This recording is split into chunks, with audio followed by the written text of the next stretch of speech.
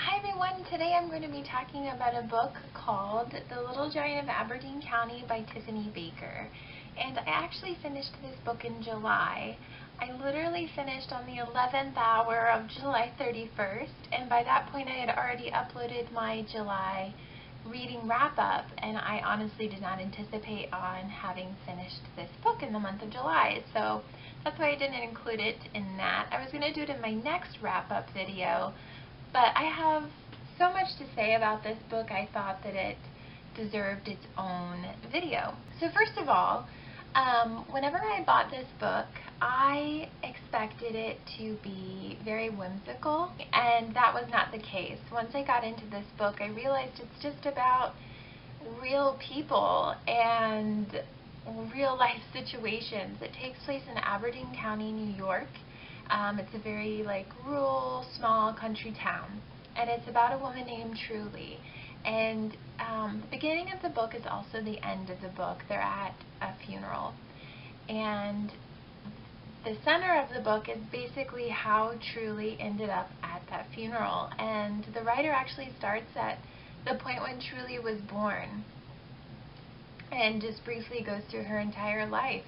And it takes place in the 50s and 60s, and Truly has a medical condition where she is a lot larger than most people. She has an overactive pituitary gland, and it causes her to grow at a rapid rate.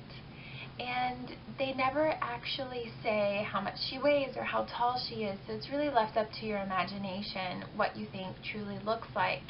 You do get descriptions from Truly herself and her perspective of herself, like her inner dialogue about her body, and it's very heartbreaking to read that, and it made me very curious to know if that's really how people with that condition feel. You also see the perspective of people in the town and how they treat her entire life, and how she's outcasted, and it's very unsettling and uncomfortable. It was just so uncomfortable for me to read. It was so sad. And the book has three parts. There's the first part of the book, which is literally half of the book, is just basically about Truly's upbringing and things that happened to her. There's a lot of death in this book. There's a lot of sadness. It's very heavy to read, and I honestly did not enjoy the first half of the book. I did not want to keep reading, but I did, because a lot of times I find that books that are difficult to read like this end up being like some of the best books that I've read. So anyway, I just kept plowing through it, and then I got to this certain point of the book, and it kind of took a turn for me. The writer's language in the book is beautiful. Tiffany Baker's writing is beautiful. And there was this quote that I really connected with, and it was, "Death is a kind of quilt in itself. We're all alive in this world together, and we're also all mortal. But when one person pulls his thread through to the other side, it can start a chain reaction you never knew in your wildest dreams saw coming. Maybe you'll be left with nothing more than an unholy knot to unpick, maybe a new design, sometimes a whole new perspective on yourself." Now, like I said, that was kind of the turning point for me, and I felt like Truly's character had really developed, and I started to connect with her. There's another quote in here that just really resonated with me.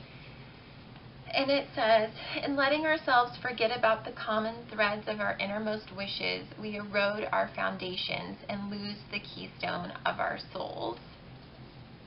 There are so many passages in this book like that. I think that the purpose of this book is just to make you think. I really felt like this book ripped my heart out and tore it up into a million pieces, and then tried to put it back together, except at the end, when it was put back together, there was like a piece that didn't fit anymore, but it was okay.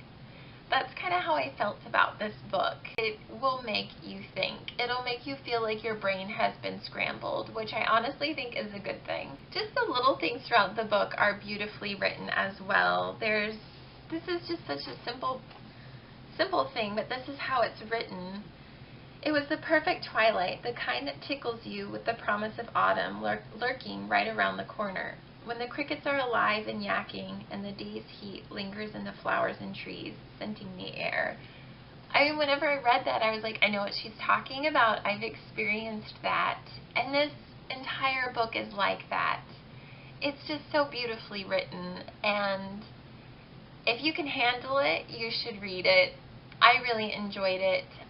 I recommend it to everyone, although I know not everyone that reads it on my recommendation will feel the same way as I do. I feel like this is like a good human book. It's just way more than what I expected. Just way, way more. I really do have passionate feelings about this book, and I feel like it's one of those books that the longer you're away from it, the more you appreciate it. And I gave this 5 out of 5 stars on Goodreads. So anyway, check it out. Let me know what you think of it. Or if you've already read it, let me know in the comments below how you felt about this book, if you liked it or not. So anyway, I hope you all have a good day. Bye.